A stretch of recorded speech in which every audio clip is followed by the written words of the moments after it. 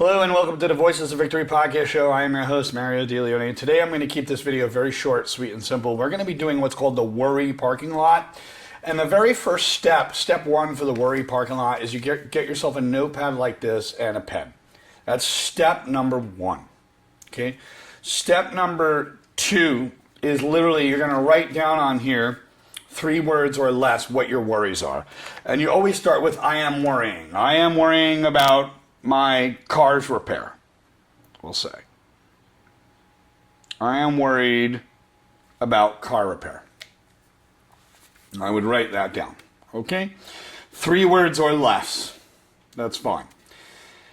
You could just say car repair needs to be done, whatever the case may be. It's not a to-do list, it is a worry. I want to make that clear. The next thing you want to do is, once you have this, later on throughout your day, when you have some downtime, some actual downtime, maybe you're away from work, you're at home, whatever the case would be, you're going to take 5 to 10 minutes. That'll be your worry time. So the worry time means that during that 10 minutes of time or 15 minutes of time, you're going to sit there and you're going to spend time, you're actually going to worry at that time. And it's at that time and that time. You're training yourself to only do it at that time. This is almost like disciplining your worry. Okay? And discipline has a negative connotation because when we're kids, we hear the word, oh, I'm going to discipline you. And then that means pain. This is not about pain. This is about self-control. This is absolutely about controlling your worries by setting aside the time to actually worry. So 15 minutes of worry time. Okay, that's literally step number 3. Step number 4 is in that worry time, you open up your notepad, you look, you say, okay, car repair. Okay, all right. At this point, you're going to accept where you are. Say, okay, I'm going to accept this situation. Okay, I'm going to accept this first step, accept the situation.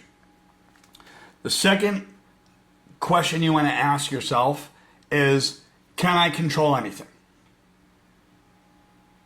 Okay. The next one is, can I influence anything?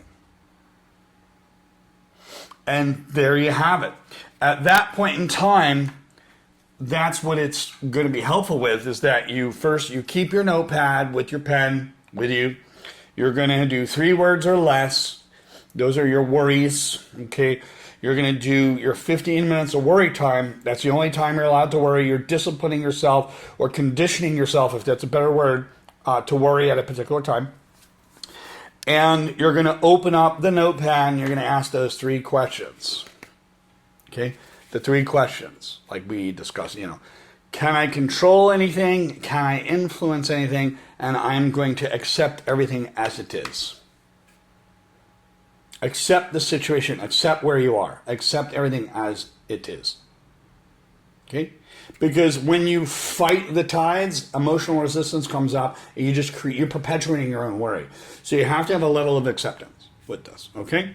So that's the basics. Now let me go on to details as to what this is really going to do overall. The truth is that our brain are literally like worry machines.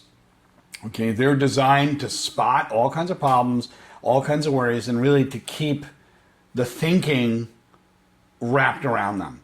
But here's what I want you to understand, and others don't realize, is that you don't have to carry worry all day long. And that's why the worry parking lot will actually work. I wanted to make a practical video today that was so easy that anybody can do it. So the worry parking lot, like we talked about, is that good old notepad and pen. The technique is really simple.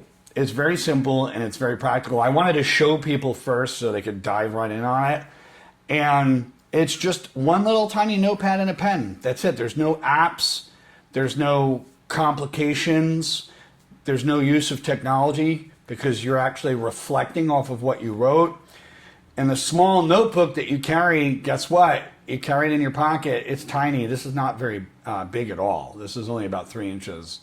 So how it works with the steps, and I just want to review them really quick, is again, step 1 is you got your tiny notepad. You carry that everywhere you go. Okay, yeah, it does seem like a drag, but we're trying to drag our worries away. So you start off with a small notepad, something that fits in your purse or fits in your pocket, whatever you carry with you, your backpack, whatever it is. As you can see, it's quite small. And this is your worry parking lot. You take it with you. If you're a person that has a lot of worries, you use it. If you have a lot of anxiety, you use it.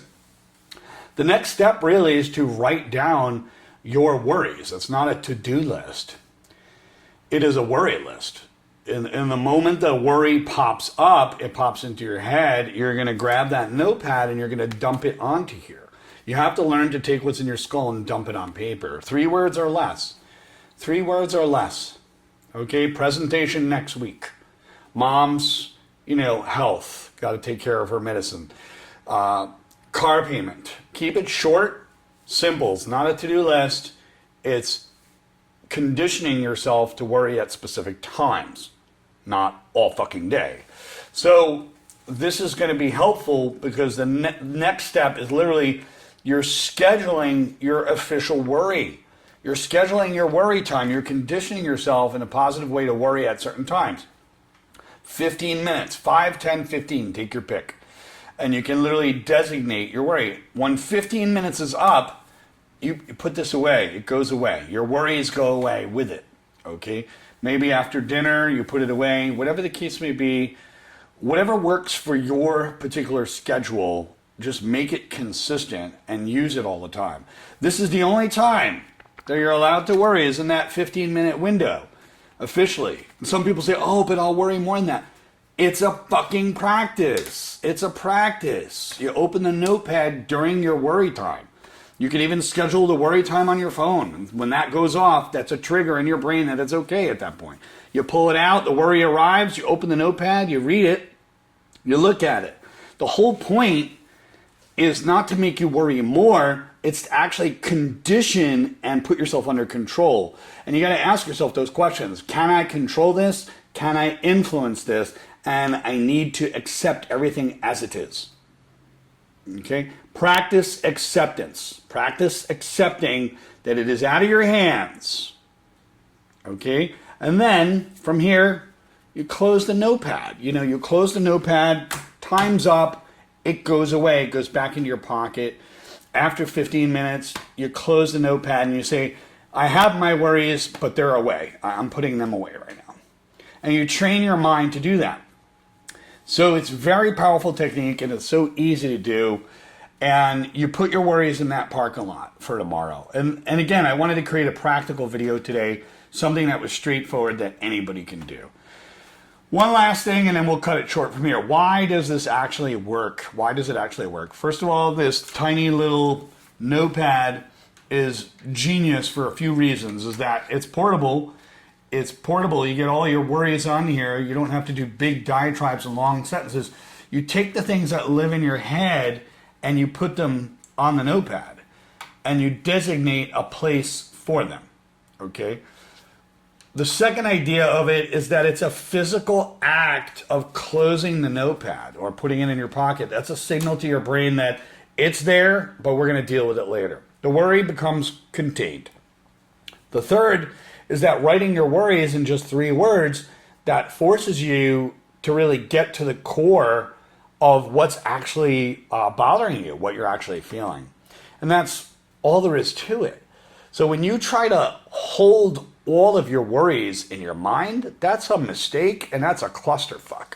They're just going to bounce around. They're going to grow, make you an overthinker.